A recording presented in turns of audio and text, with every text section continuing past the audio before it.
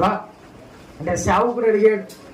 అడగగానే మొట్టమొదటిగా ఏమైంది, కొద్దిగా పిండి అంటే కనీసం ఒక 3-4 వస్తాయిగా.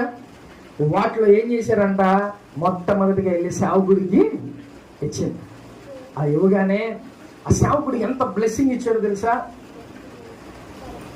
ఎప్పుడైతే వర్షం పడకమో, ఆ వర్షం ఎన్ని సంవత్సరాలు పడిద్దో లేకపోతే పడకపోదో తెలియదు, వర్షం పడే అంత వరకు కూడా నువ్వు అంటే నీ పిండి ఉన్న ఆ యొక్క గంప కానీ లేకపోతే నూనె ఉన్న గుడ్డులో కానీ ఏమైందంట, నూనె అనేది లేకపోతే పిండి అనేది తగ్గదు. అంటే నువ్వు తీసే కొందుకు అది మళ్ళీ అంటే ఊరుతా ఉంటుంది.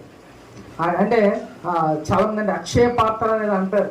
తీసే కొందుకు ఏమైందంట మళ్ళీ అది ఫిల్ అయిపోతూ ఉంటుంది.